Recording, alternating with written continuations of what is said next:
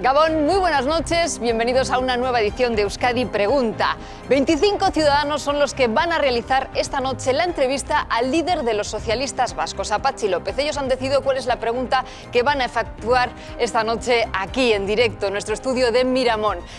Ustedes también, muchos de ustedes nos han enviado a lo largo de la semana sus preguntas a través de itv.com, a través de nuestra página web, y también las vamos a leer aquí en directo. Sin más preámbulos, empezamos ya porque esta noche Euskadi pregunta a Patxi López. Patxi López Álvarez, 55 años, nacido en Portugalete, en la calle Coscojales, le gusta precisar.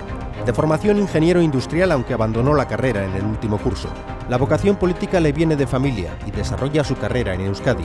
En los 80 y 90 irá ocupando diversos cargos hasta que en 2002 es elegido secretario general de un PSE en crisis. En 3 años conseguirá cohesionar el partido. Tras sus segundas autonómicas como candidato en mayo de 2009, gracias al apoyo del PP y con Batasuna fuera del Parlamento, es elegido lehendakari. Con eso se derribaron algunos mitos, ¿no? Necesitábamos saber que podía haber en Euskadi un lehendakari socialista. La beligerancia contra los símbolos de apoyo a ETA y los intentos por salvar de la crisis los servicios sociales básicos serán los ejes de su mandato. En octubre de 2011 vivirá el gran hito de su legislatura. ETA anuncia que abandona definitivamente la actividad armada. Que es el gran día de la libertad y de la democracia en Euskadi. En mayo de 2012 el PP vasco le retira su apoyo, convoca elecciones y su partido sufre un importante retroceso. Adiós a Ajuria Enea. En febrero de 2013 es reelegido líder del partido en Euskadi, pero su nombre empieza a sonar para dar el salto a Madrid, vía primarias. ¿Y usted se presentará? Bueno, yo nunca me suelo poner de perfil. Dicho lo cual, hasta septiembre prefiere contemporizar. En lo personal es de gustos muy comunes. Le gusta la fotografía y cocinar para su mujer y sus amigos, los de toda la vida. En tareas pendientes, tocar un instrumento. Lo que me ha gustado siempre es la guitarra eléctrica. Pedirle una canción favorita es ponerle en un brete porque tiene más de 9.000 discos, pero alguna vez que ha tenido que elegir, ha optado por esta, Llamando a las puertas del cielo, de Bob Dylan.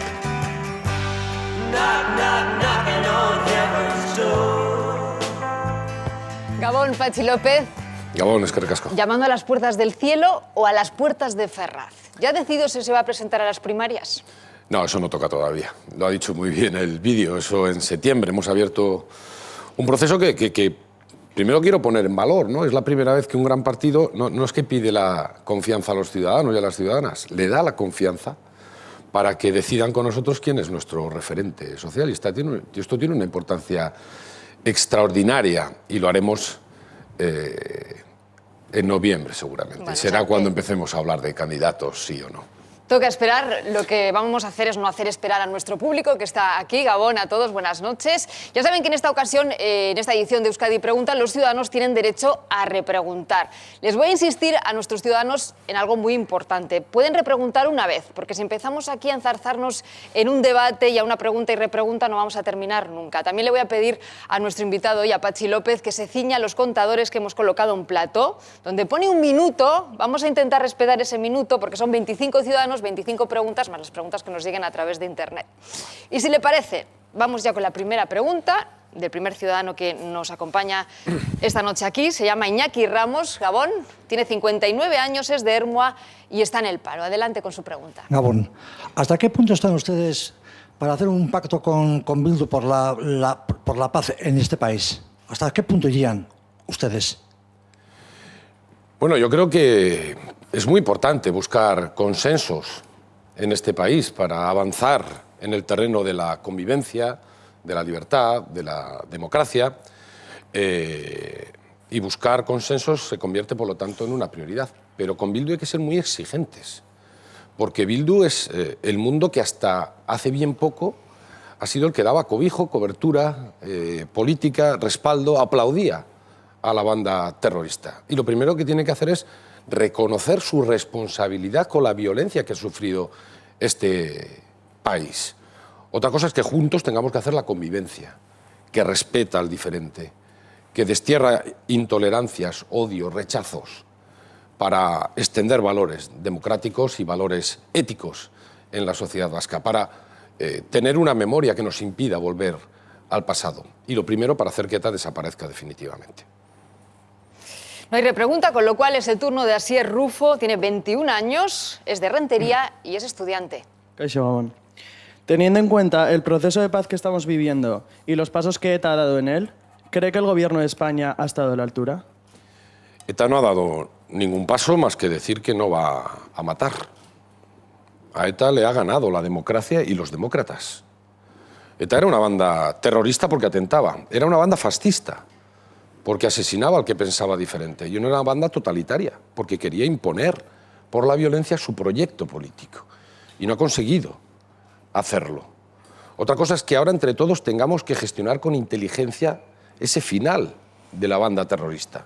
Y lo decía antes, buscando consensos, pero siendo muy exigentes con el mundo que hasta ahora lo ha apoyado. Y es verdad que ahí también requiere extender valores democráticos, la memoria de la verdad de lo que ha pasado, como decía antes, el respeto a las víctimas, y también entra una política penitenciaria diferente que tienda, como tiende la legalidad en este país, a la reinserción de los presos. Pero eso es un camino personal e individual. Y lo que debiera hacer todo el mundo es dar la libertad a esos presos para que inicien ese recorrido de reinserción democrática, asumiendo su responsabilidad, rechazando la violencia e integrándose, como todos los demás, en democracia. Pero creo que no ha respondido a mi pregunta. La cuestión es que cree que el gobierno de España podría haber dado más pasos para facilitar este proceso de paz, para que sea algo sólido. Posiblemente, yo lo he dicho muchas veces, ¿no? Posiblemente, lo decía también antes, hace falta una política penitenciaria diferente que acompañe este recorrido que tenemos que hacer todos. Y eso está en manos del gobierno de España y no tiene más que aplicar la ley. En este país la ley es muy contundente en la consecución o la persecución de la justicia, pero también es generosa en lo que decía antes de la reinserción. Y hay preceptos legales que podrían estar aplicándose en este momento para avanzar de manera más rápida. Gracias. Sergio Rodríguez también tiene 20 años, de Ortuella, estudiante. Adelante. Gabón, buenas noches. El lehendakari Urkullu asegura que una de las mayores remoras para Euskadi es la duda disparada que el ejecutivo que usted presidía dejó. Pues mi pregunta era que si usted considera que Euskadi estaba mejor cuando usted tomó la presidencia o cuando la dejó. Muchas gracias. Bueno, esta es la típica que uno dice, me alegro de que me hagas esta pregunta, porque es verdad que esto de la deuda es una de las cuestiones con las que más se ha criticado al gobierno socialista, pero voy a dar los datos. Cuando nosotros llegamos, el gobierno anterior había hecho un presupuesto expansivo, aunque estábamos ya en recesión. Y el presupuesto del gobierno era de 11.000 millones de euros. Sin embargo, la recaudación ese año fue de 8.000. Es decir, teníamos ya un desfase de partida de 3.000 millones. Para cubrir ese desfase, tuvimos ya que acudir por primera vez a la deuda. No achacable, por lo tanto, al gobierno socialista. Pero otro dato. El año 2012, el gobierno socialista se endeudó en 975 millones de euros. Año 2013, gobierno ya del PNV se ha endeudado en 1.135 millones. Y para este año prevé un endeudamiento de 1.300 millones. Estos son los datos. Y la verdad es que yo podría criticar que se ha endeudado más que el gobierno anterior, pero no. A mí la deuda no me preocupa porque es una deuda razonable la que tiene Euskadi, la deuda pública. Lo que me preocupa es para qué. Porque el gobierno socialista utilizó la deuda para poner en marcha planes de reactivación económica, planes de empleo, para sostener los servicios públicos, el estado del bienestar. Sin embargo, ahora no se está utilizando para esto. Todos los planes de empleo están en este momento paralizados. Es decir, eso es lo preocupante. Nos estamos endeudando, pero no para hacer lo que necesita este país. Entonces, ¿estaba mejor Euskadi o bueno, no? Está peor. Quiero decir, pero no lo digo con afán de criticar por criticar al gobierno actual. Es que los datos son peores. Por ejemplo, hay 20.000 parados más. Por ejemplo, la economía se ha estancado. Por ejemplo, están aumentando el número de personas que tiene que acudir a la renta de garantía de ingresos y por lo tanto está viviendo por debajo del umbral de la pobreza. Y lo que me preocupa, vuelvo a repetir, es que el gobierno, en vez de actuar sobre estos problemas que debieran ser su prioridad absoluta, de momento no lo está haciendo.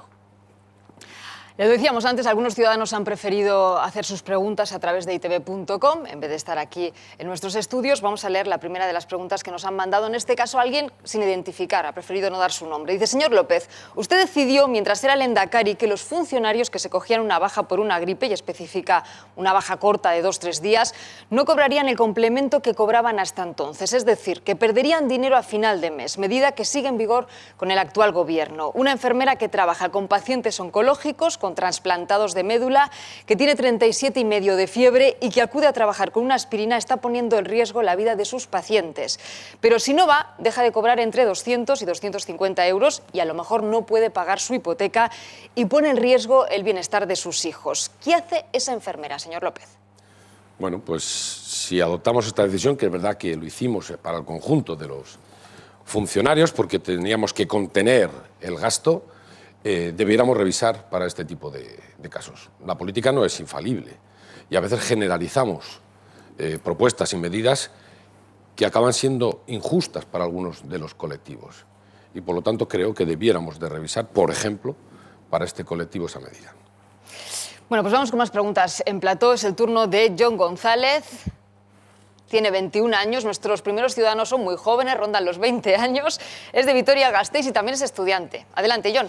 Gabón López Jauna, ¿qué opinión le merece que en el año 2013 hubiera más de 300 políticos imputados, 70 de los cuales de su propio partido, del PSOE? Es que recascó. Me parece algo demoledor. Me parece algo que merece mi rechazo más absoluto. Y te diré, entre otras cosas, por qué. No solo por lo que significa la corrupción en sí misma, sino porque aquí, en el País Vasco, hay mucha gente que ha hecho política arriesgando la vida para que en este país se pueda hacer política, no para enriquecerse, no para corromperse. Y ver que mientras que ha habido gente que se ha jugado la vida por la política, otros se acerquen a ella para enriquecerse y para cometer hechos fraudulentos, me repugna absolutamente. Y creo que no es cuestión de aspirinas, es cuestión de cirugía con este asunto. Y de esclarecer todos los hechos que conocemos hasta ahora, de que sean la justicia absolutamente contundente y ejemplarizante con la corrupción, y a partir de ahí empezar a utilizar todos los instrumentos que están a nuestro alcance para que lo público sea absolutamente transparente, para que todo esté bajo el control de la ciudadanía, para que no haya ni una sola zona opaca en las administraciones públicas. Y se puede hacer, ¿eh? En el Gobierno vasco lo hicimos y estábamos en el 13 en el Índice Internacional de Transparencia y acabamos en el número 1, en materia económica sobre todo. Suri. Ángel Echeverría, a través de itv.com, desde Iruña, nos pregunta: ¿qué capacidad tiene el PSE para tomar decisiones respecto al PSOE? Yo le escribo desde Pamplona, donde hemos visto que lo que es el PSN, ninguna. ¿Qué hubiera hecho usted de haberse encontrado en la misma situación que Roberto Jiménez? Cosas distintas, desde el origen, seguramente. Y además creo que lo hemos hecho mal en el sentido de que parece que en Navarra el problema de Navarra es el PSN, cuando el problema de Navarra es un gobierno que no gobierna, que está absolutamente paralizado, que está en minoría, que es el Parlamento y por lo tanto la oposición quien está legislando. El gobierno lo único que hace es recurrir las cosas que aprueba el Parlamento ante los tribunales, y es un gobierno con prácticas poco éticas, aunque no sean corrupción tipificada legalmente, sí prácticas poco éticas, ¿no? Y desde luego, es verdad, el Partido Socialista es un partido federal en el que tenemos la capacidad para adoptar las decisiones aquí en el País Vasco. Desde luego. Ahora, cuando me hacen las críticas desde otro partido, yo me acuerdo que en el año 84 el PNV, por ejemplo, destituyó y expulsó del partido a todos sus dirigentes en Navarra por no querer cumplir el pacto que el PNV había firmado con Coalición Popular. O Bildu, que se cargó a Nafarroa Bay, porque no es que no hicieran caso a Madrid, sino que no les hacían caso a ellos. De todas maneras, recurre a la historia, pero yo no sé si Ángel, que nos estará viendo desde casa, no, no lo decía por Ángel, lo decía por algunos otros partidos. No, estará satisfecho con la respuesta que le ha dado, porque no nos ha respondido qué es lo que hubiese hecho usted en el caso de ser Roberto Jiménez. Digo desde el origen, Porque, no, decía que habría hecho cosas diferentes desde el origen, porque si el origen efectivamente estaba esa sospecha... Pronunciese más concretamente, No, ¿qué es lo que hubiese si hecho? estaba esa sospecha de que podía haber habido corrupción en el gobierno en cuanto al tema de la Hacienda, primero veamos si eso es realidad, porque luego la ponencia y la comisión que hubo en el Parlamento parece que no determinó que hubiera habido nada, ¿verdad?, en ese sentido. Lo que pasa es que se ligó eso a una hipotética moción de censura que luego quedó en nada. Yo, desde luego, si hubiera anunciado la moción de censura, hubiera puesto la moción de censura. Aitzol, de Donostia. Señor López, dice el presidente de su partido que el País Vasco no se puede entender sin Navarra. ¿Qué sería como España sin Castilla? Ya sé que el manual le exige decir que eso depende de la voluntad de los navarros. Desde luego es así. Pero más allá de eso, ¿comparte usted lo que dice su presidente, sí o no? ¿Y por qué? No, vamos a ver, no es que lo diga yo, no es que lo diga el manual, es que lo dicen los navarros, lo dicen las navarras, lo dice desde la Constitución a toda la legislación que existe en este país. Es verdad que Jesús, no son nuevas estas opiniones de Jesús Eguiguren, pero no son las opiniones del Partido Socialista de Euskadi. También sobre esto, Jesús ha tenido muchos ataques estos días, y yo quiero decir que Jesús Eguiguren ha sido una de las personas que más ha arriesgado en este país para conseguir la paz y la libertad. La libertad incluso de que yo pueda decir hoy aquí que no estoy de acuerdo con lo que él defiende, pero merece todo mi respeto sus posiciones, aunque no las comparta. Bueno, vamos con el turno de otro ciudadano aquí en Plató, de Alex Cerdeño. Tiene 60 años, es de Basauri y está en el paro. Gabón. Gabón, África, Lehendakari. En una situación de crisis galopante que se está llevando por delante muchos millones en este país, ¿cree usted que si suprimiéramos las diputaciones y las convirtiéramos en delegaciones de los gobiernos autonómicos o nacionales, ahorraríamos lo suficiente para no hacer los recortes que nos están costando tan caros?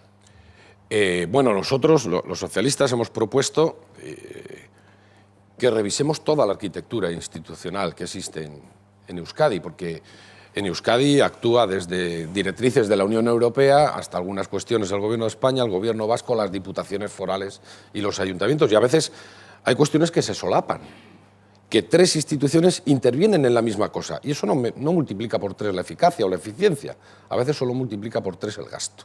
Y creo que debemos modernizar Euskadi, revisando toda esa arquitectura para que no supongan un derroche, un despilfarro, ni un gasto superfluo, sino para que cada institución se dedique a lo que tiene que hacer y a lo que mejor sabe hacer. Y por eso queremos, primero, que haya una ley municipal y queremos reformar la ley de territorios históricos para redistribuir las competencias de manera que no existan esos solapamientos que lo único que hacen es multiplicar el gasto. Pero entonces las diputaciones, de hecho, en un país de 3 millones de habitantes, que haya 4 gobiernos, ¿no le parece que es un poco despilfarro? Depende si cada uno se dedica a lo que le corresponde y redistribuimos bien las competencias para que una institución no haga lo que hace el otro, estaría todo bien acotado y no habría despilfarros. El problema es que no tenemos eso bien acotado y bien delimitado. Yo lo propuse cuando estaba en el gobierno y el PNV se negó en redondo a tratar este asunto. Ahora, con el acuerdo que hemos suscrito socialistas y nacionalistas, vamos a entrar en esa cuestión y yo espero que hagamos las cosas de manera razonable. Para mí, la política que se hace cuanto más cerca del ciudadano y de la ciudadana, mejor. Suele ser más eficaz, suele ser mayor conocedora del problema que tiene el ciudadano. Distribuyamos así las competencias. Gloria Soto, Gabón. Es de Bilbao y es ama de casa. Es su turno. Buenas noches. Hola. Vamos a ver, hace muy poquito fue el aniversario de los atentados del 11M de Madrid.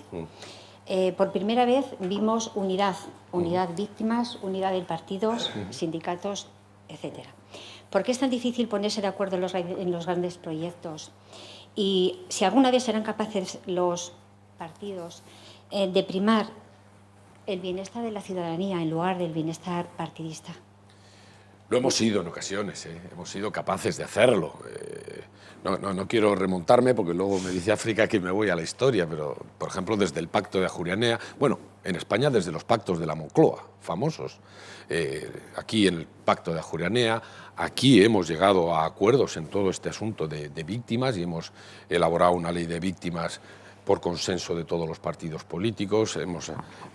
Vamos a poner en marcha el memorial de víctimas, pero entiendo lo que quieres decir, ¿no? Hay cuestiones que son tan importantes que no debieran de servirnos para el rifirrafe político entre partidos, que debieran estar por encima de las siglas. Pondré el último ejemplo. Es decir, el Partido Socialista sale del gobierno y podía haberse dedicado en Euskadi a hacer oposición pura y dura, a criticar todo absolutamente. Y sin embargo, hemos sido capaces de proponer y llevar a cabo un gran acuerdo con quien gobierna para poner en marcha planes de reactivación económica y de generación de empleo, para hacer esa revisión de la arquitectura institucional de la que hablábamos antes, para reformar nuestra fiscalidad, para hacerla más equitativa o para sostener los servicios públicos sin recortes. Podríamos habernos quedado en esa oposición destructiva, pero no lo hemos hecho. Hemos buscado las cosas que en el fondo vienen bien a la ciudadanía y no a los partidos políticos. Es que a veces da la sensación de que trabajan más por los partidos que por la ciudadanía. Es lo que a mí me parece. Sí, lamentablemente a veces trasladamos esa imagen. Es lo que a mí me parece. Se suele decir que dos no se pegan si uno no quiere, pero dos no acuerdan si uno no quiere también, ¿no? Desde luego los socialistas vascos hemos demostrado que estamos dispuestos a buscar acuerdos en beneficio de la sociedad vasca. Ahí está este último ejemplo de 4 ejes que me parecen prioritarios para el país y que espero que se lleven a la práctica cuanto antes. Nos iría mejor a todos. Gracias. Seguro. Juan Manuel Lorenzo tiene 44 años, es de Pasai Ancho, almacenero. Gabón. Muy buenas. Bueno, soy un afectado más del IRPH, ya un estafado más de la banca, como ya sabrá, que ustedes han permitido sin hacer nada cuando lo pudieron hacer en sus años que estuvo como Lehendakari. Y quisiera saber, a ver, por qué tenemos que votar a políticos que no defienden al ciudadano y le ayudan más a la banca, y olvidándose de la gente que pasa hambre y que de verdad levantan los países. Y pues quisiera saber por qué no hacen nada ustedes, que lo pueden hacer y no lo quieren hacer.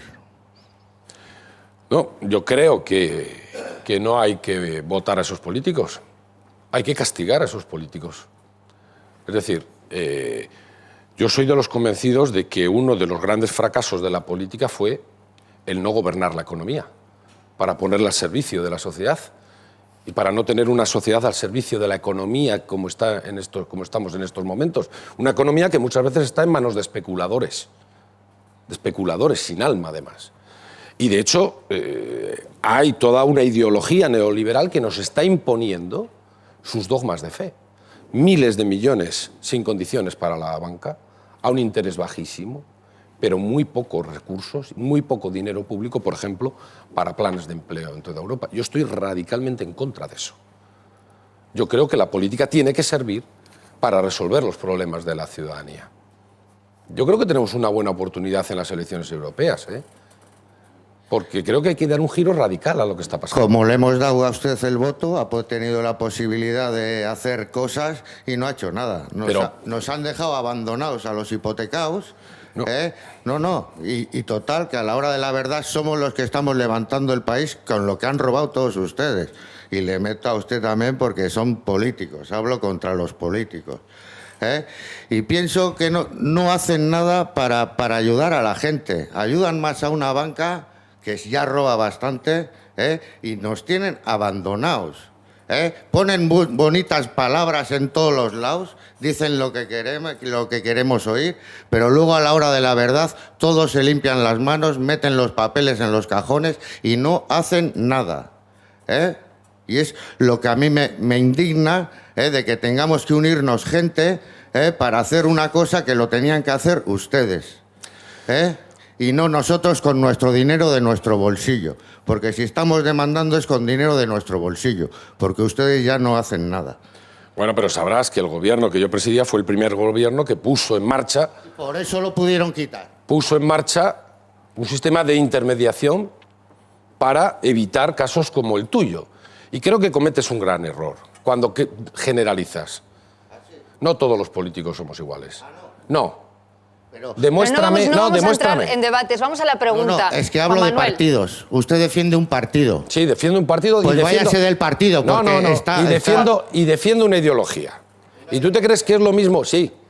¿Y crees que es lo mismo un partido y una ideología que, por ejemplo, fue la que puso en pie en este país el sistema universal de salud que quien lo está destruyendo? Por ejemplo, el que puso en pie el sistema educativo público, universal y gratuito que el que lo está destruyendo y privatizando. ¿Crees que es...? No. Déjame acabar, claro. Tú has hablado. Ahora también hablo yo. ¿Crees que es lo mismo un partido que pone en marcha la ley de dependencia que quien la ha paralizado? No somos iguales. Yo he dicho, hemos cometido errores y el primero, no ser capaces de gobernar la economía. Y creo que hay que dar un giro radical a eso. Y que hay que dar un giro radical en las políticas de Europa que permiten dar miles de millones a unas bancas y a unos banqueros mal gestionados y no ponen dinero para ayudar a los ciudadanos. Eso es incomprensible también para mí. Yo no defiendo eso. Yo quiero cambiar radicalmente eso. Por lo tanto, no todos somos iguales. Y entonces, si llegaría a mandar, ¿haría algo por el respecto? Claro. Juan Manuel, vamos a dejarlo claro, aquí. sí, Vamos a dejarlo. Tengo su palabra de que haría algo. Es que incluso cuando pasó eso, yo dije que el dinero a la banca tenía que estar condicionado. Tenía que estar condicionado. Primero, si yo doy miles de millones de dinero público a un banco, ese banco no desahucia a gente que por motivos de la crisis no puede pagar su hipoteca. Segundo, en ese banco hay control público, porque el dinero es público, hasta que lo devuelvan. Tercero, sus dirigentes o sus gobernantes no pueden tener los sueldos astronómicos que tienen en este momento. Y cuarto, prestan dinero a las familias y a las empresas. Eso no se hizo así. Juan Manuel, yo entiendo que tenga ganas de debatir con Patxi López y decirle lo que muchos ciudadanos quieren decir. Yo le emplazo también al final, si Patxi López quiere, para seguir hablando, pero vamos a ser generosos con el tiempo porque son 25 ciudadanos con 25 preguntas y en el caso repreguntas y también las que nos lleguen a través de Internet. Así que gracias. Es el turno de Iechu Armendariz. Tiene 29 años, es de Bilbao y está en el paro. Gabón, África. Hola, Patxi. Hola. Han pasado más de 2 años y medio del desalojo de Cucucha. Se ha cumplido el segundo aniversario del asesinato de Íñigo Cabacas. Gracias a una policía anticuada y obsoleta debido a la negligencia del consejero de Interior, Rodolfo Ares. Te iba a decir que cuál es tu valoración, pero cuál es tu opinión personal como primer representante en ese momento de la sociedad vasca sobre cómo actúa la policía. ¿Cómo actuó en los dos casos?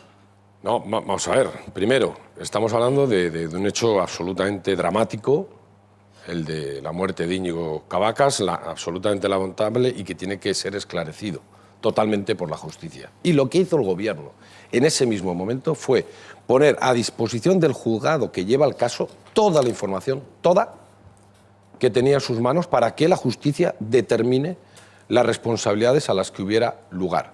Y además yo lo que espero es que esa justicia sea diligente y rápida, porque efectivamente llevamos 2 años y yo creo que la familia, la sociedad y la propia Ertzaintza necesita que haya una resolución cuanto antes para esclarecer todo este asunto. Sabes que en el 2011 la Comisión Europea prohibió las pelotas de goma. Tú entraste en el 2009. La Ertzaintza usó eso y más en los 2 casos. Y sabes que era cuando estábamos ya renovando todo ese material para hacer... No, sí, es verdad. Renovar las cosas no se hacen de la noche a la mañana. Son unas pelotas que matan. Desgraciadamente en ese caso sí. Vale, ahí queda eso. Gracias. Vamos a dar paso a preguntas que se han hecho a través de itv.com, a través de nuestra página web. Eneco, desde Guecho, le pregunta: señor López, dígame por favor que sigue yendo al Euskaltegi y que no ha tirado a la basura los miles de euros que entre todos pagamos para sus clases. ¿Sigue aprendiendo euskara o no? Sí. Es decir, no voy al Euskaltegi, pero sigo aprendiendo euskera. Y voy mejorando, lo voy entendiendo cada vez más. Ahora lo reconozco, me da vergüenza hablar, no en euskera, sino en euskera o en inglés. Soy muy vergonzoso en esto, pero voy mejorando y bastante. Víctor, de Basauri, comparte como la candidata de su partido para las elecciones europeas, Elena Valenciano, que con EH Bildu el PSOE no va ni a la vuelta de la esquina. Y dice, y si se puede ampliar, ¿qué le parecería si EH Bildu ganase las elecciones autonómicas en Navarra o en la Comunidad Autónoma Vasca y no llamara ni se reuniera con el PSE o el PSN? ¿Lo consideraría lógico y democrático? No, vamos a ver, si es que las cosas son más normales a veces de lo que pueda parecer. En Euskadi, sin ir más lejos, quien más ha pactado con Bildu, sentándose en una mesa a negociar, ha sido el Partido Popular en Vitoria, en el Ayuntamiento de Vitoria. Y no pasa absolutamente nada. En el Parlamento Vasco coincidimos, hablamos, firmamos enmiendas y propuestas, todos los partidos, excluido UPyD, con Bildu, y no pasa nada. Ahora, es verdad que Bildu, para mí, todavía tiene que hacer ese recorrido democrático del que hablaba antes. Uno no es demócrata porque diga que es demócrata, sino porque asume los principios de la democracia, los valores, la ética que supone eso. A mí, por ejemplo, con Bildu, la ponencia famosa de convivencia y de paz del Parlamento Vasco, que está paralizada porque el Partido Socialista no va a ir a una ponencia en la que Bildu pretende que traguemos con ruedas de molino y que digamos que la violencia estuvo justificada en algún momento en este país. No, nunca. Eso no lo vamos a asumir nunca. Y en ese camino con Bildu no nos vamos a encontrar.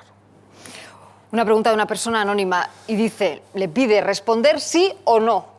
¿Su partido votará en todos aquellos foros competentes en contra de la privatización de Kutxabank y a favor de las alternativas existentes? Muchas gracias.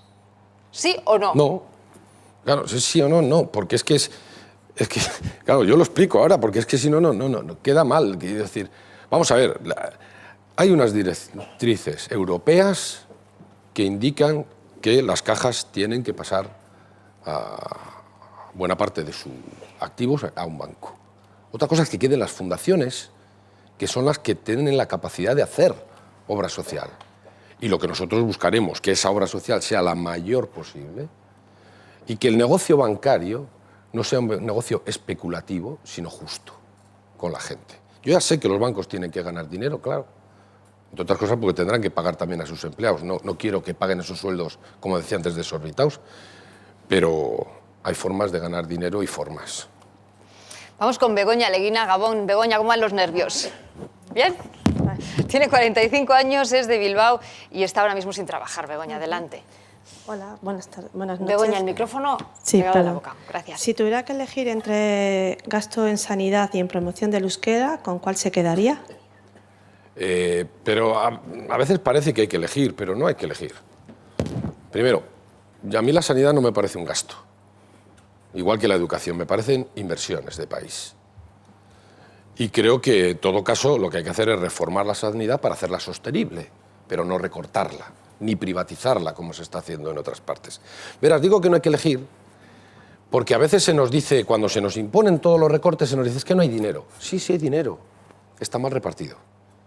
Verás, durante los años de crisis, por ejemplo en España, han aumentado en 40.000 el número de millonarios. Y sin embargo han aumentado en miles y miles y miles el de pobres. Hay dinero, sí, pero mal repartido. ¿Qué hay que hacer? Una reforma fiscal que sea justa y que redistribuya la riqueza del país. En este país tenemos la misma riqueza que en 2008 prácticamente.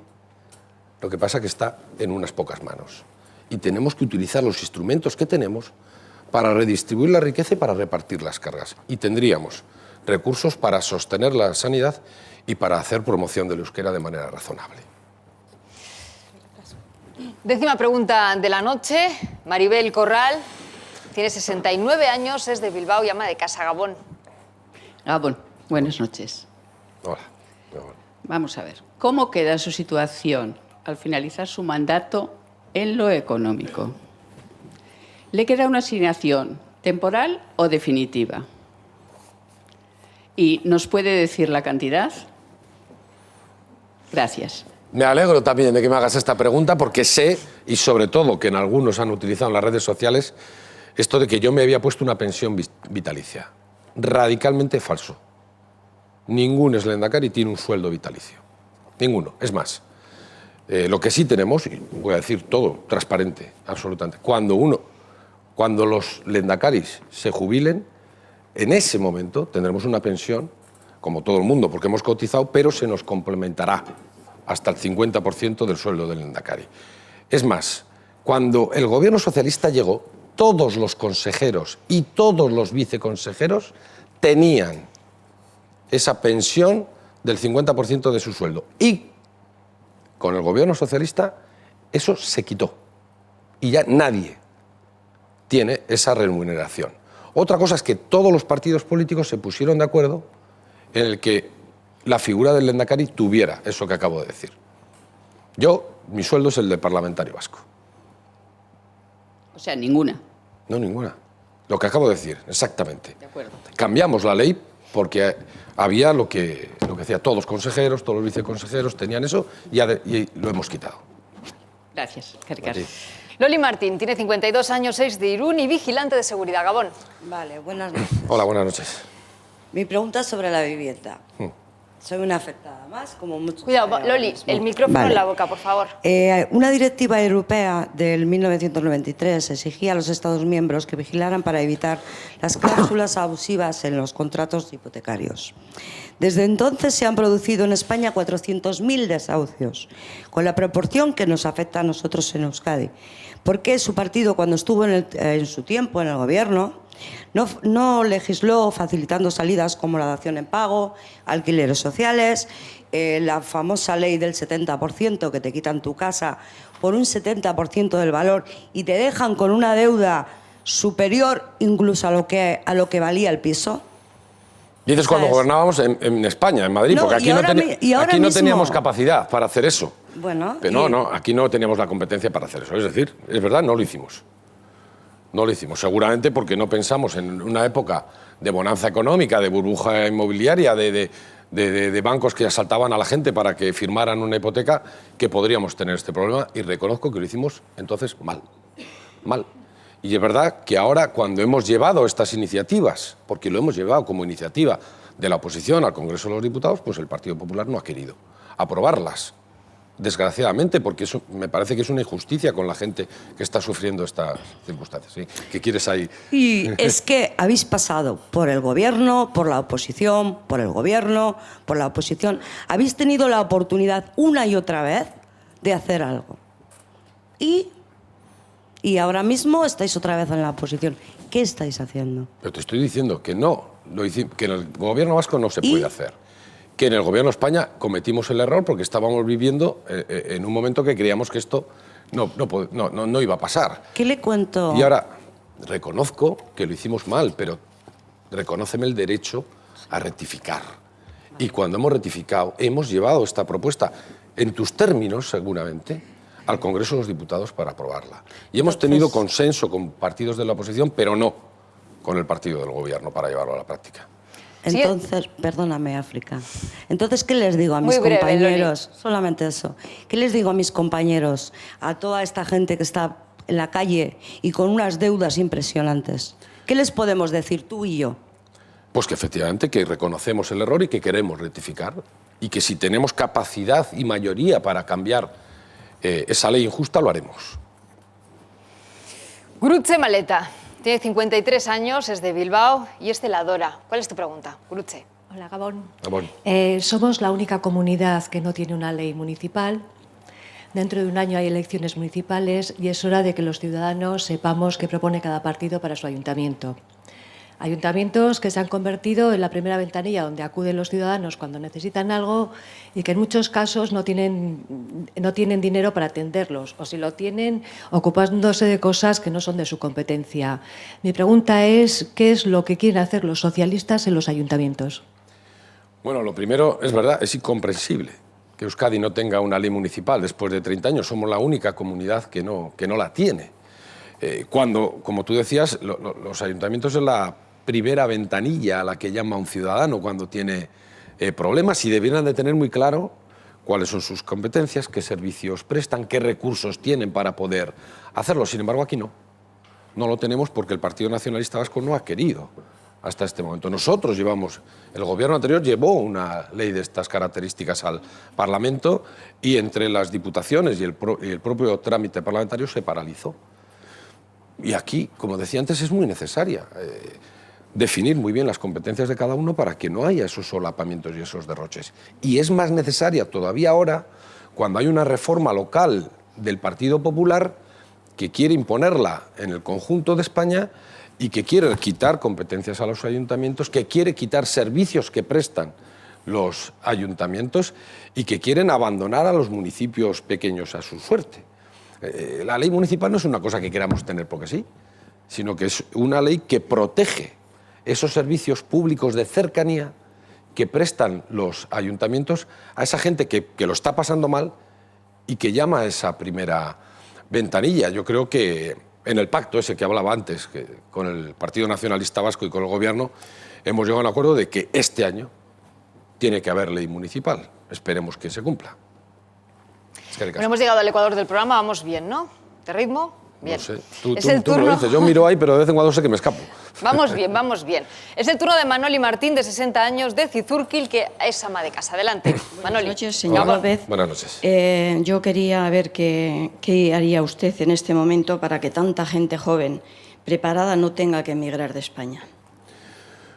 Es verdad que nadie tiene una varita mágica para resolver este problema, pero verás, hay una directiva europea que se aprobó en abril de 2013, creo que se llama Garantía Joven, y que debiera obligarnos a todos los gobiernos a ofrecer a cualquier joven que acaba su ciclo formativo una oportunidad o de empleo o de seguir formándose en 6 meses, desde que acaba su formación. Y para eso hay que poner recursos. Y que para eso hay que poner en marcha medidas. Es verdad que hay mucha que ojalá la gente joven se fuera porque quiere formarse en el extranjero, porque estamos ya en una aldea global, pero la emigración forzosa, que es la que está sufriendo ahora la gente joven, es algo que no nos podemos permitir porque estamos descapitalizando nuestro país.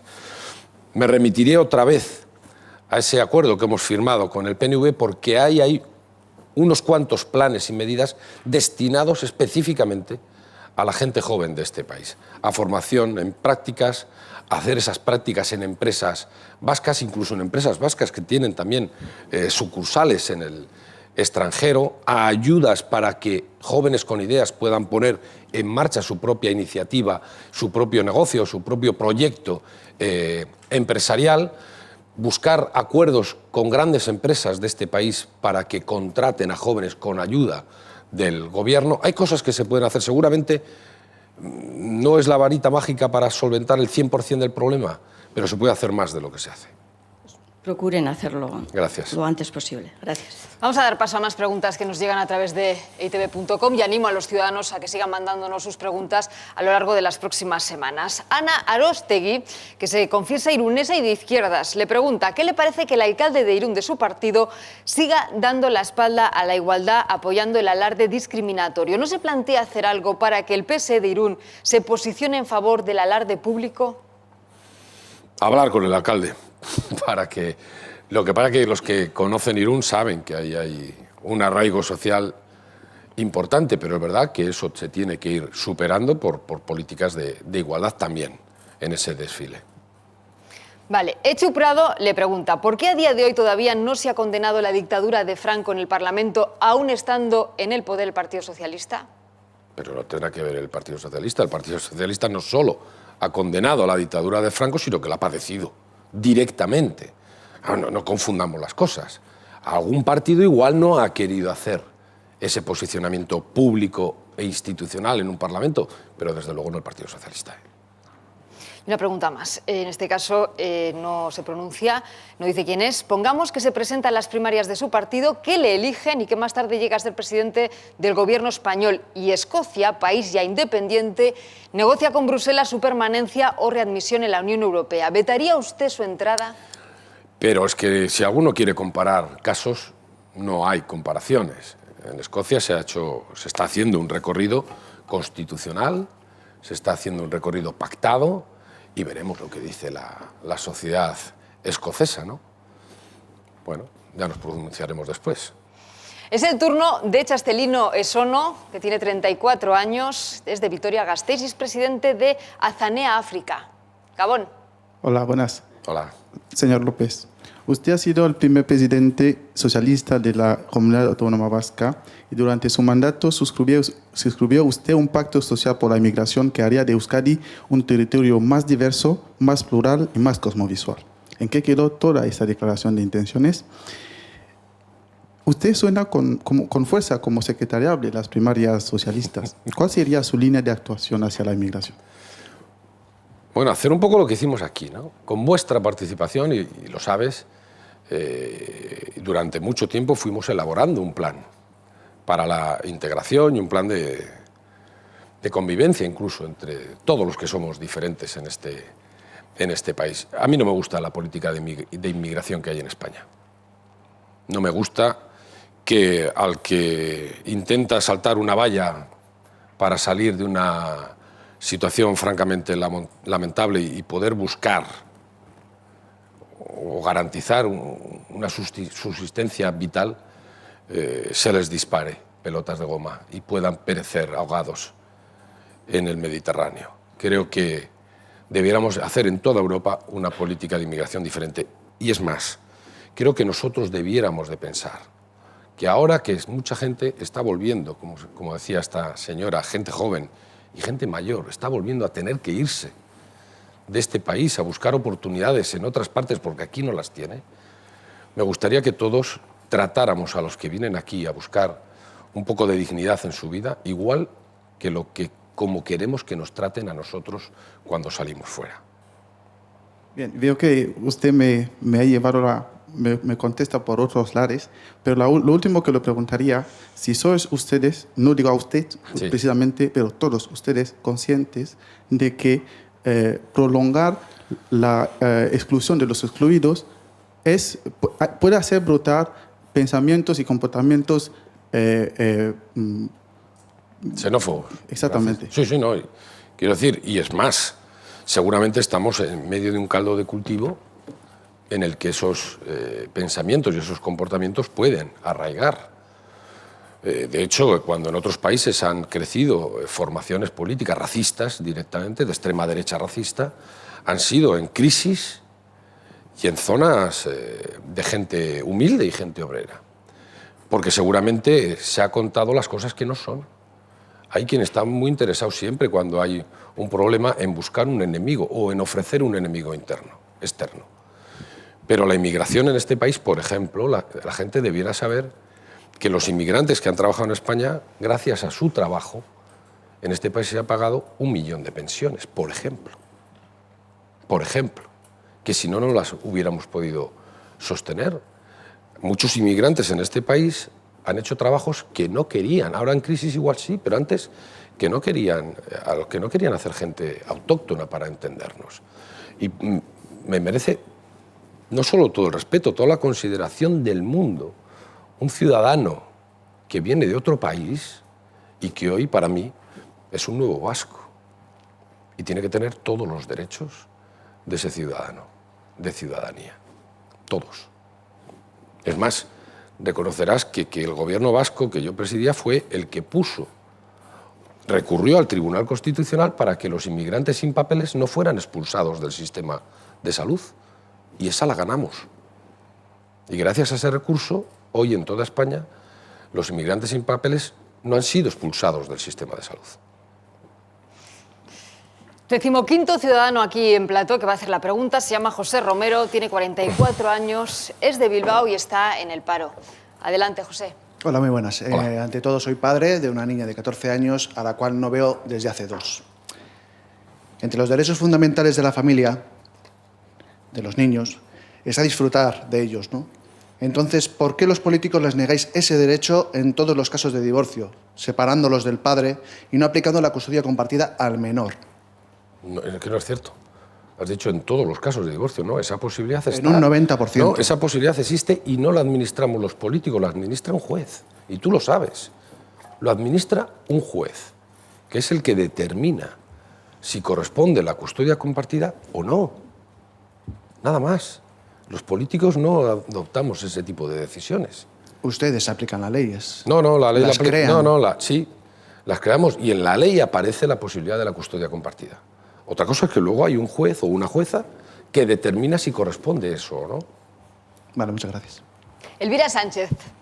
Tiene 80 años, es de Bilbao, es jubilada. ¿Cuál es su pregunta, Elvira? Buenas noches. Bueno, vamos a ver. Si es el pueblo el que os pone a los políticos en el poder para que seáis nuestros enlaces, nuestros intermediarios, ¿por qué luego da la sensación de que os lleguéis a pensar todos que el país es propiedad vuestra? Ya, esa es la sensación que existe, pero no es así. Tremendo. No, el pueblo nos pone y nos quita. también. El pueblo no pintamos nada. No, tampoco es así.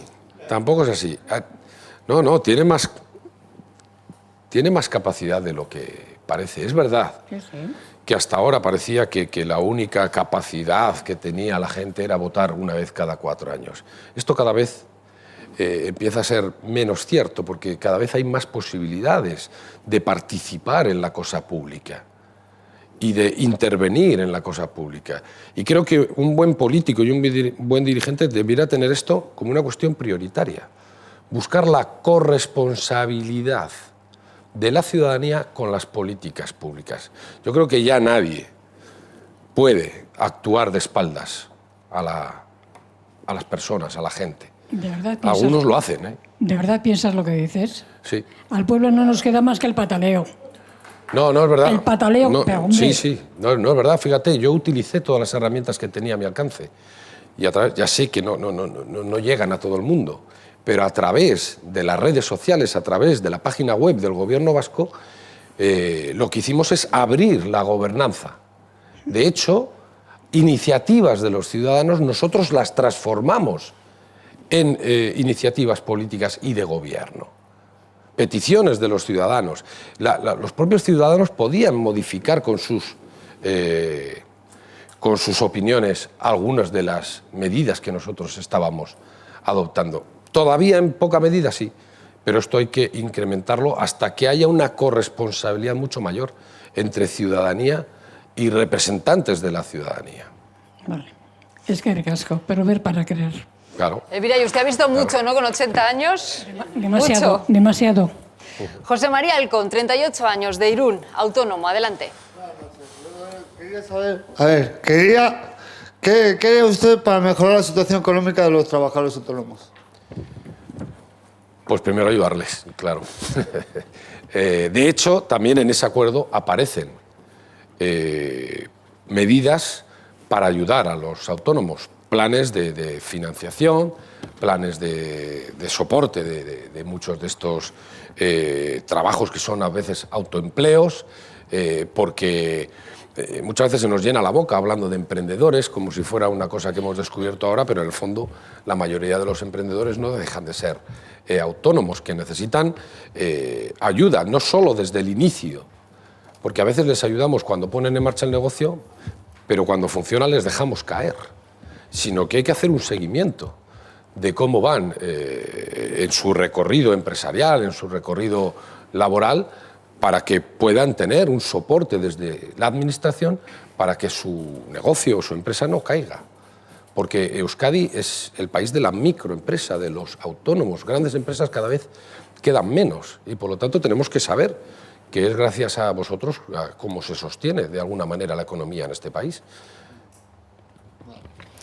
Feli Goñi, ¿dónde está? A ver, que la vea yo. 63 años, de Cizurki, Lama de Casa. Adelante. Chaldeón, Pachi.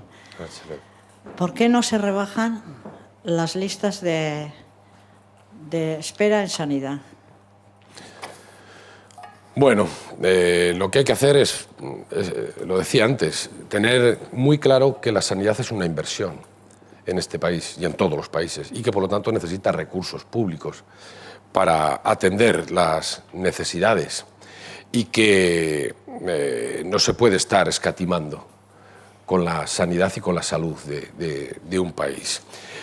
Nosotros intentamos no recortar absolutamente nada ni aplicar los copagos en sanidad, incluso definimos un mapa de infraestructuras sanitarias mayor, de hecho, pues un hospital en la margen derecha, el hospital de Eibar lo planificamos porque al tener más infraestructuras también se ofertan más prestaciones sanitarias y se rebajan las listas de espera. El de la margen derecha se inaugurará dentro poco, el de Eibar, en el acuerdo que hemos firmado con el PNV, parece que se relance para poder impulsar esta infraestructura que también de alguna manera bajará las listas de espera. Pero quería también hacer otra reflexión. Euskadi, cada vez tenemos una población mayor, más envejecida, vivimos muchos más años, somos el segundo país del mundo en esperanza de vida, después de Japón, y las personas mayores todas tienen entre 1 y 5 enfermedades crónicas, tensión, azúcar, y tenemos que ser capaces de orientar nuestro sistema de salud para atender esas enfermedades crónicas, porque si no, no lo podríamos sostener. Y estas enfermedades necesitan mucha atención. Por ejemplo, seguramente necesitaríamos mejorar el ratio de profesionales de enfermería para atender a estas personas, porque puede reducir el gasto haciendo una reforma en serio del sistema de salud, pero manteniendo la calidad y reduciendo incluso las listas de espera, si la orientamos bien, nuestro sistema. Feli, Alaiz, vamos a dar paso a Alaiz. Pedruzo, que tiene 20 años, es otra de nuestras ciudadanas jóvenes, es de Vitoria-Gasteiz y es estudiante. Gabón, yo quería saber qué le parece haber sido el lehendakari de una comunidad autónoma con 2 lenguas cooficiales y solo ser capaz de desenvolverse correctamente en una de ellas. Pues me parece que respondía a una realidad, que era la mía. Otra cosa es que yo haya hecho todo lo posible, no solo por aprender yo, sino porque el sistema educativo vasco no sea solo bilingüe, sino trilingüe, porque me parece fundamental. Ya, pero bueno, usted fue el lehendakari en una época en la que, como hemos visto antes, usted estaba intentando evitar los recortes que se preveían, ¿no? Porque se preveía una situación económica desfavorable para el futuro, y usted se gastó más de 48.000 euros en intentar aprender euskera y acaba de reconocer que ni siquiera fue capaz de conseguirlo. Entonces, a ver qué le parece eso. ¿Le parece una medida lógica? Bueno, lo acabo de decir. Me parece que aprender no está mal, nunca. Belén González, 43 años, de Irún, y está en el paro. Adelante, Belén. A ver, yo quiero preguntar, ¿por qué se han reducido las plazas para los cursos de formación para parados cuando estás diciendo que habéis recibido mucho dinero? ¿En dónde se ha empleado ese dinero? No, si yo coincido. Están paralizadas. De hecho, no se han puesto en marcha ni siquiera las convocatorias de los cursos de formación ocupacional o de formación continua de Lanbide. Es una de las cosas que yo le reclamo a este gobierno. Están presupuestadas, están en el acuerdo que hemos firmado con ellos y, sin embargo, no las han puesto en marcha. Ni siquiera, como digo, están hechas las convocatorias para que se pongan en marcha. ¿Qué están esperando, entonces? Pues esa pregunta se la tendrías que hacer al lehendakari, no a mí, porque yo, el viernes pasado en el Parlamento, hice al lehendakari la misma pregunta que tú y no me respondió. Vamos a dar paso a alguna pregunta, ya de las últimas prácticamente, que nos han llegado a través de Internet. Joseba, de Donostia, dice: 40.000 familias estafadas por los bancos y por Caja Laboral, Eroski y Fagor, con las preferentes vascas, las preferentes de Eroski y Fagor. Patxi López, no has dicho ni media palabra de esto. Es un drama, 40.000 familias que se han quedado sin ahorros. ¿No os parece un tema importante para solucionarlo vosotros, los políticos, que decidís que estáis al servicio de los ciudadanos? Pues me puede perdonar quien ha hecho esta pregunta, pero si alguien ha llevado la iniciativa sobre este asunto en el Parlamento Vasco ha sido el Grupo Socialista, permanentemente sobre este asunto, y estando con las asociaciones y con los colectivos de los afectados por las preferentes. Ahora, que pregunte a quien votó en contra de la respuesta y de la salida que nosotros pretendíamos dar, que era la misma que estaban defendiendo ellos. Porque en el Parlamento quien votó en contra de esto fue el PNV y Bildu. Pero claro, no se podía tocar al Grupo Mondragón, ¿no?, en esta cuestión, y solo había que atacar a las entidades financieras. Oiga, las entidades financieras y el Grupo Mondragón puso en marcha estas preferentes sin la información suficiente. Eran una cuestión de mucho riesgo y no se informó a la gente lo suficientemente como para saber a qué jugaban cuando compraban este tipo de acciones, ¿no? Lo que tienen que hacer es mantener sus recursos intactos, porque fueron engañados. Y lo único que hemos escuchado por parte del Gobierno son declaraciones, más bien algunas lamentables, y alguna actuación de Kontsumobide más poniéndose de parte que ayudando a los afectados.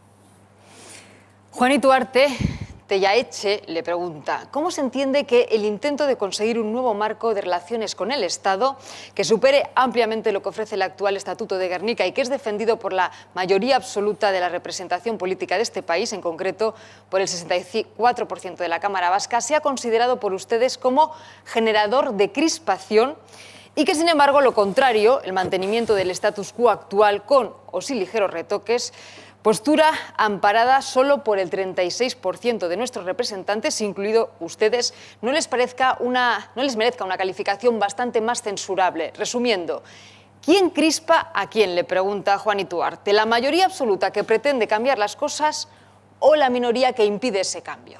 Vamos a ver, yo también estoy dispuesto a cambiar cosas. Nosotros partimos de lo que tenemos y un país parte de lo que tiene. En Euskadi tenemos un Estatuto de Gernika que nos da una capacidad de autogobierno enorme. No hay en el mundo parangón con la capacidad de autogobierno que tiene el País Vasco. Segundo, ese estatuto define un marco de convivencia en el que convivimos perfectamente personas que pensamos de manera diferente. Y el Estatuto de Gernika fue un gran pacto entre diferentes, entre distintos. Bien, avancemos quiere decir mejorar, ¿no? Hablemos de cómo mejoramos el autogobierno, de cómo mejoramos y consolidamos la convivencia de los que pensamos y sentimos de manera diferente y cómo recuperamos esos pactos entre distintos. Y hay vías y hay caminos para poder hacer esto. De hecho, hay una ponencia en el Parlamento Vasco que hemos habilitado para hablar de estas cuestiones. Bueno, si me dicen que alguien defiende la independencia, muy bien, me parece muy lícito, muy legítimo, pero la independencia, yo digo, enfrenta a unos ciudadanos contra otros, fractura a la sociedad. Y me parece que cuando una sociedad es tan plural como la nuestra, tan diversa en los sentimientos de pertenencia, lo que hay que hacer es sumar. No dividir, no clasificar a los ciudadanos, no enfrentar unos contra otros. Euskadi hay que hacerla entre todos, no unos contra otros. Y tenemos que ser capaces de recuperar esos consensos que nos hagan poder avanzar y evolucionar en un mundo en el que levantar fronteras es ir en contra de la historia. Que en un mundo en el que las soberanías exclusivas y excluyentes, como pretenden algunos, ya ni existen. Es más, yo soy partidario de ceder soberanía para que en Europa se pueda hacer una política de verdad diferente a la que se hace ahora, para que haya una política económica común y fiscal común y social común, no como ahora. Vamos con la última pregunta que nos ha llegado a través de nuestra página web nitv.com. La formula Itziar de Donostia, dice: me duele que se ponga la bandera española, no me siento española, entiendo que pueda pasar con otras banderas, lo respeto. ¿No le parece una buena solución no poner ninguna? O ponerlas todas. Claro. No añadimos nada más, ¿eh? Con lo cual vamos con las 5 últimas preguntas que van a formular nuestros 5 últimos ciudadanos esta noche aquí en Plató. Es el turno de Marta Ferrero, que tiene 39 años, es de Bilbao y es informática. Marta Ferrero, ahí está. Perdón, Marta, enfermera. Perdóname, porque ahora mismo no sabía dónde estaba situada. Marta, adelante. Soy enfermera. Buenas noches, señor López. Hola. Como bien ha dicho África, soy enfermera y como tal me preocupa y me inquieta enormemente todo lo relacionado con la salud de la población y en concreto con los cuidados que prestamos a nuestros ciudadanos y ciudadanas. En este sentido, creo que para garantizar una asistencia de calidad es fundamental un número suficiente de enfermeras. Además, numerosos estudios evidencian que un ratio inadecuado tiene efectos negativos en la salud de la población en general y en particular en los crónicos de los que hablábamos antes. Lamentablemente, señor López, en Euskadi este ratio dista mucho de las cifras europeas y en el Estado se reduce a la mitad. Mi pregunta es la siguiente: ¿qué opinión le merece esta diferencia y qué medidas propone para subsanarla? Gracias. Bueno, lo decía antes de alguna manera, ¿no? Que efectivamente los profesionales de enfermería seguramente sois los que más cerca y más tiempo estáis con los pacientes y con sus familias también. Y que además estoy convencido de que ahora tenéis una carga de trabajo añadida por las restricciones de la propia crisis y también por lo que decía antes, cada vez enfermos crónicos que necesitan mucha más atención. Hombre, no me acuerdo del ratio concreto. Sé que Rafa Bengoa nos lo repetía, porque quería dar mucho valor a la profesión de enfermería. Sé que estamos muy por encima del ratio de España y no tan lejanos del ratio europeo. Pero lo decía antes, creo que tenemos que aumentarlo, porque efectivamente es un personal de cercanía, de atención directa y que se preocupa en primera instancia de nuestra propia salud. Pero también te quiero recordar que en el 2011 el gobierno vasco puso en marcha una OPE de 2.000 plazas en que muchas eran de enfermería, cuando no se nos dejaba hacer por el Gobierno de España, incluso por la Troika, que decía que no se podían hacer ofertas públicas de empleo. Pero coincido contigo, creo que hay que aumentar el número de personal. Pues todos prácticamente... Es muy frustrante para nuestra profesión saber la incidencia que tenemos positiva en la salud de los ciudadanos y que la Administración no le dé la importancia que se merece. Tener más enfermeras, señor López, es sinónimo de una población más sana y mejor cuidada, y como consecuencia menos costosa para el sistema sanitario. Como ha dicho antes, poner más enfermeras no es un gasto, es una inversión. Sí. ¿Podría concretar un poco más las medidas para que la ciudadanía vasca tenga el ratio que se merece de enfermería? Te digo que no recuerdo los datos. Creo que en Euskadi estamos en 720. No es suficiente. Espera, déjame, porque tú juegas con datos sin decirlos también. Unas 720 por 100.000 habitantes. En España son 500. Y en Europa son 760, 70. Los países más avanzados que tienen unos cuidados de calidad andan por los 1.000 y 1.200. Y nuestro objetivo, estaba diciendo Europa, la media europea, que era lo que me habías hablado antes, y nuestro objetivo debe ser tender en todas nuestras prestaciones y servicios a los mejores países, no a los peores. Y por lo tanto debemos de saber que eso necesita invertir recursos. Y vuelvo a lo que decía antes, hay recursos, pero hay que buscarlos donde están. Los trabajadores y las trabajadoras todas pagan con su nómina lo que les corresponde y nadie se escapa. Sin embargo, en Euskadi, para que nos hagamos una idea, hay un fraude de unos 2.500 millones de euros al año. Todo lo que nos cuesta prácticamente el sistema educativo en este país. Bueno, eso es lo primero que tenemos que combatir y algo hemos avanzado. Con planes conjuntos, con el sistema informático conectado, pero tenemos que hacer mucho más para redistribuir esa riqueza y utilizar esos recursos, por ejemplo, para que haya más personal de enfermería. Muchas gracias. Bueno, quedan pocas preguntas para terminar. Ya llevamos 1 hora y 6 minutos aproximadamente de programa. Bien. ¿Cómo va? ¿Cómo va? Bien, ¿no? Porque es la segunda vez que usted está en este programa, en Euskadi Pregunta. ¿Ha notado diferencia de la primera vez a la segunda vez? Pues sí, que seguramente si hubiera venido como Lehendakari del Gobierno hubiera sabido el dato exacto, porque manejas muchos más datos. Pero en cierta manera se les pone un poquito más contra las cuerdas a los políticos cuando los ciudadanos repreguntan. ¿Se siente más incómodo en ese aspecto? No, me gusta. Me gusta. No nos ha contado nada bueno, ha dejado de ser Lehendakari, ha recuperado un poco su vida privada, todo aquello que antes no podía realizar siendo Lehendakari. Un poco solo, porque la verdad que la gente se extrañó mucho, porque decidí quedarme en el Parlamento y seguir al frente de mi partido y hacer oposición. Cantidad de gente pensó que después de ser Lehendakari yo me iría. O me buscaría un puesto en el Senado, como han hecho otros presidentes en otras ocasiones, pero mi partido decidió que mi sitio era este y seguir haciendo política y oposición en Euskadi. Y estoy satisfecho en el sentido de que hemos sido capaces de pasar del gobierno a la oposición sin ningún trauma. Es decir, nadie habla de una herencia de Patxi López o una mochila de Patxi López en negativo, como se oye en otras partes, porque no pueden. Pero ahora con la mente más fría, ¿se arrepiente de algo de lo que hizo cuando fue Lehendakari? Seguro que siempre hay cosas que puedes hacer mejor, acentos que puedes poner en otros sitios, redistribuir pero igual de mejor. Concréteme un poco. Es que no, sí, bastante lo dicen fuera. Pero seguro que si le digo algo positivo de lo que hizo, de algo con lo que se quedó satisfecho, seguro que me lo sabe decir. Hombre, la satisfacción fue colectiva cuando ETA anuncia el final de la violencia. Al principio me sentí satisfecho cuando nosotros entramos al gobierno y encontramos los indicadores económicos en negativo y en un año los recuperamos. Luego es verdad que la crisis fue otra vez agravándose.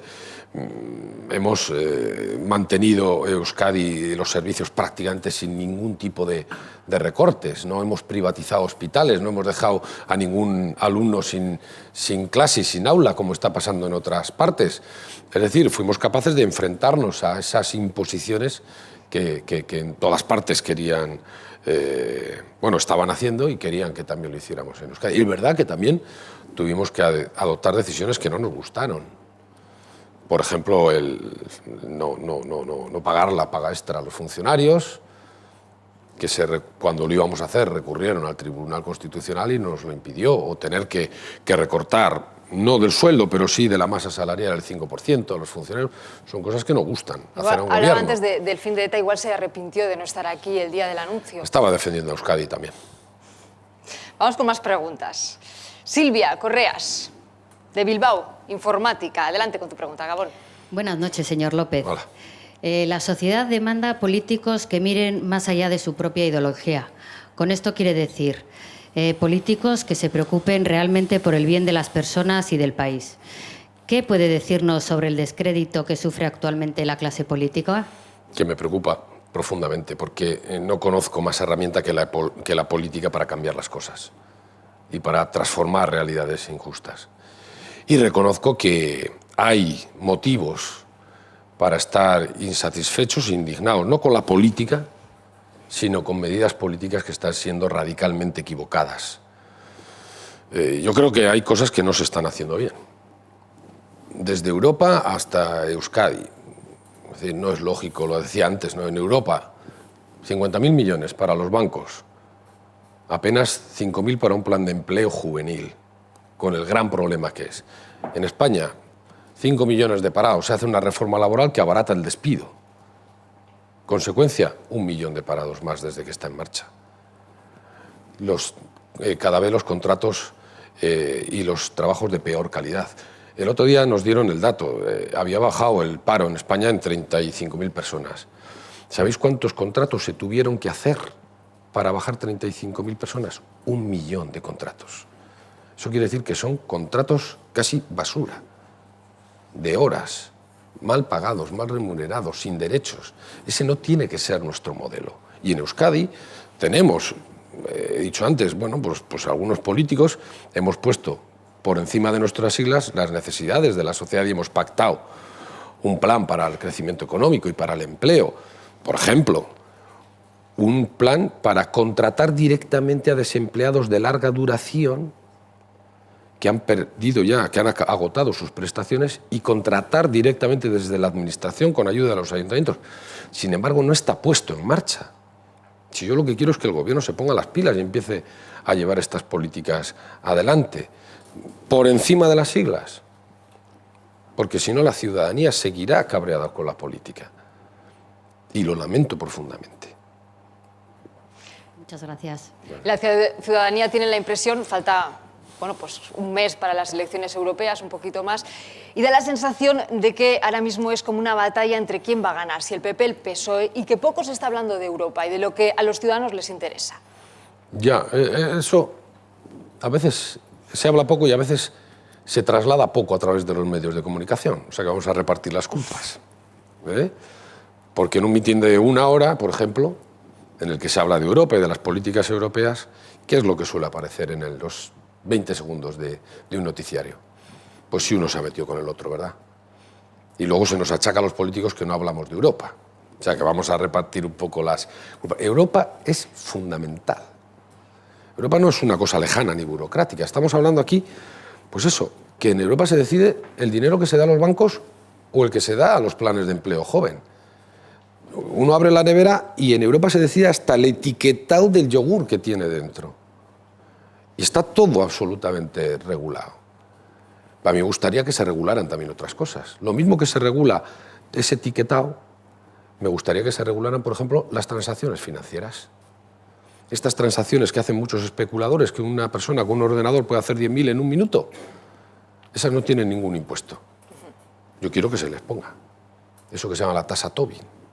Un 0,01 y 5 años. Pero esto tiene que ver con la ideología de quien gobierna en Europa.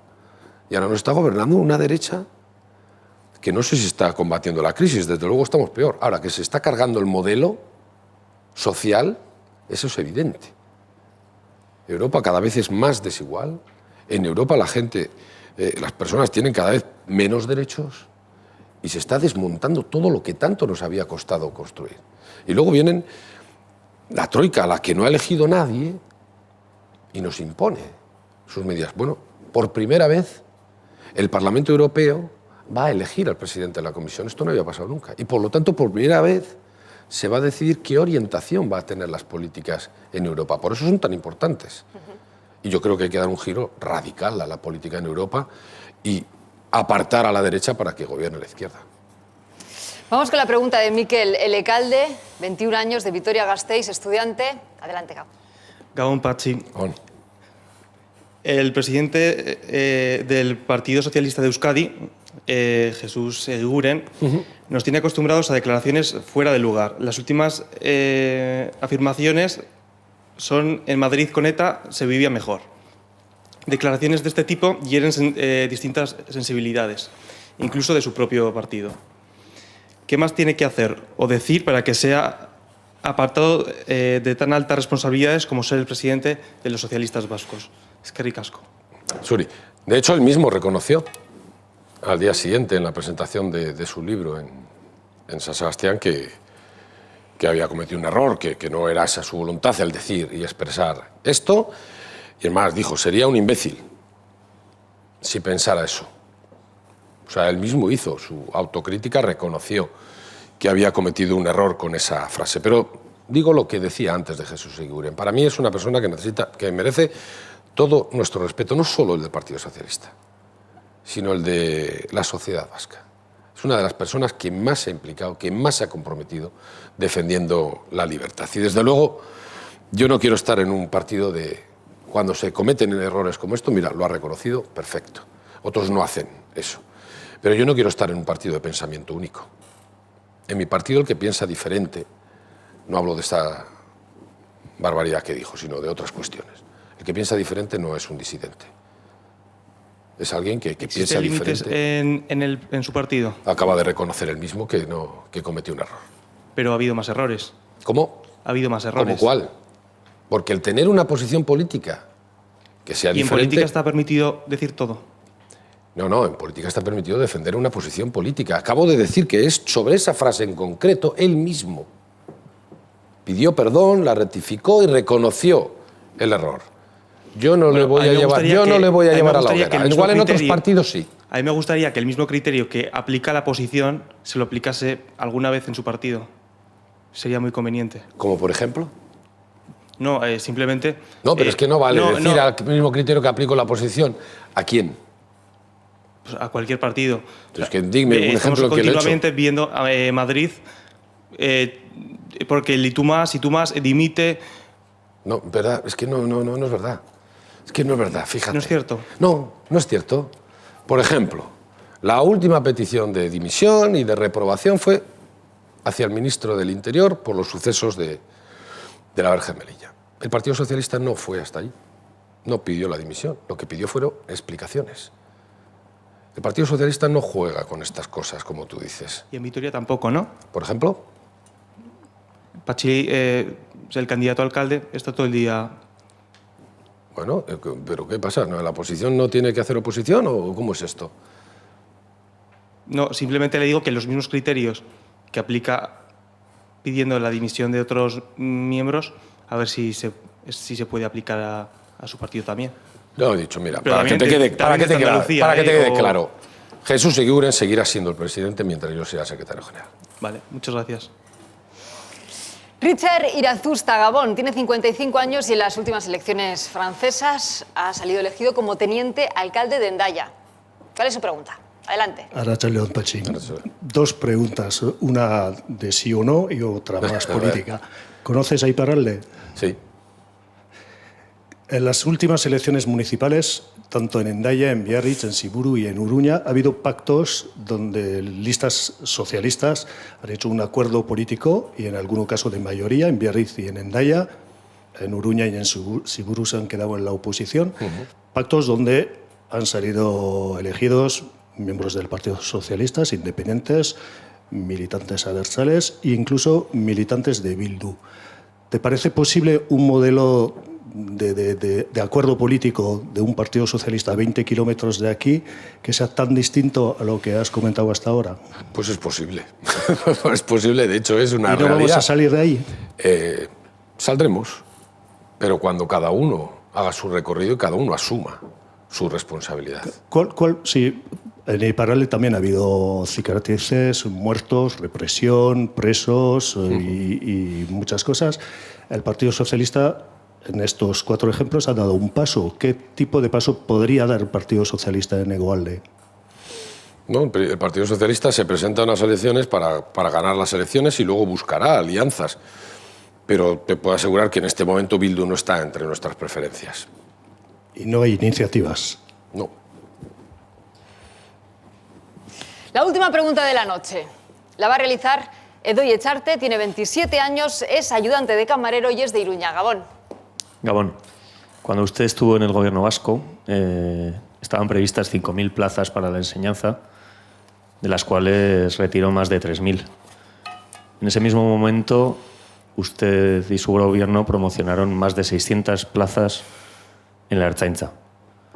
En un momento de crisis, ¿cree usted que es el castigo lo que hay que promocionar y no la educación, la enseñanza? No, es que no es el castigo. Es la seguridad, y es la seguridad vial, y es la normalidad. En el área con más policías y militares de toda Europa, en momentos en los que se sabe que habrá paz. Con el ratio de policías de Ertzaintza que estaba estipulado desde hace muchos años y que completamos. No fuimos más allá. Completamos lo que era la redistribución lógica del número de ertzaintzas que habíamos previsto, no el gobierno socialista, sino prácticamente desde el origen de la propia policía, ¿no?, autónoma. Con lo cual es profundizar en ese modelo de sociedad de la persona endeudada y securizada, ¿verdad? No, ¿y eso por qué sacas tú que eso es así? Bueno, las cifras así, pero, lo constatan. ¿Pero hubo algún recorte en educación? Sí. Había 5.000 plazas para profesores, de las cuales 3.000 se suprimieron en 2012 en otoño. Pero ¿quitamos algo de lo que había? Quitaron una previsión y otras no las Una quitaron. previsión en tiempos de crisis donde uno tiene que priorizar no es una previsión. Y además sabes perfectamente que cumplimos una previsión que era la histórica de la Ertzaintza y que mantuvimos absolutamente todas. Incluso, lo decía antes, haciendo OPEs cuando estaban prácticamente, no voy a decir prohibidas porque la pudimos hacer, pero se nos quiso imponer que no las hiciéramos y ampliamos el número de personal sanitario y el número de personal educativo. Cuando nadie a nuestro alrededor hizo algo semejante, nadie. Fuimos capaces de hacer las dos cosas. Muy bien, yo creo que queda respondido. Sí. Bueno, pues hasta aquí las 20 preguntas de los ciudadanos, también todas esas preguntas que nos han llegado, 25 preguntas de los ciudadanos en plató, más las que nos han llegado a través de internet. No sé si le ha sorprendido alguna pregunta, si se ha quedado con ganas de responder. No creo que era dentro ¿Hacer alguna matización de lo que creo se que ha son dicho? dentro de lo que son las preocupaciones de la ciudadanía, ¿no?, en país. Hombre, me hubiera esperado seguramente más en materia de empleo, porque creo que es el gran problema que tenemos en este momento y, por lo tanto, la primera obligación que tenemos los que nos dedicamos a la política, a dar respuestas en ese sentido, pero lo demás yo creo que estaba dentro de lo razonable, ¿no? Bueno, me imagino que a partir de ahora le vamos a ver haciendo campaña para las elecciones europeas. Nos vamos a comprometer como periodistas, por lo que me ha dicho antes, a transmitir esos mensajes que todos los partidos den, pero evidentemente ya veremos ese rifirrafe que va a haber entre PSOE y PP. Yo también me exculpo un poco por lo que me ha tocado. Porque también hay dos modelos que están en juego en Europa. Un modelo que representa al Partido Popular, que es el que hasta ahora ha estado gobernando Europa y nos ha impuesto las políticas de recortes sobre recortes, de la austeridad compulsiva, y otro modelo que es el de los socialistas y socialdemócratas, que por primera vez vamos los 27 partidos juntos con un mismo candidato y con un mismo programa. Claro, eso también se tendrá que ver en la arena nacional, para entendernos. Pues muy bien, Patxi López, muchísimas gracias por acompañarnos esta noche. Muchísimas gracias también a los 25 ciudadanos que han entrevistado esta noche al líder de los socialistas vascos. Lo vamos a dejar aquí. Les animo a todos los ciudadanos a que sigan mandando sus preguntas a través de nuestra página web en eitv.com. Nuestro siguiente invitado será justo después de Semana Santa, Asier Arraiz. Ustedes pueden ya hacer sus preguntas a través de internet. Estaremos aquí. Los ciudadanos le preguntarán ese próximo lunes. Gracias por su atención. Gabón.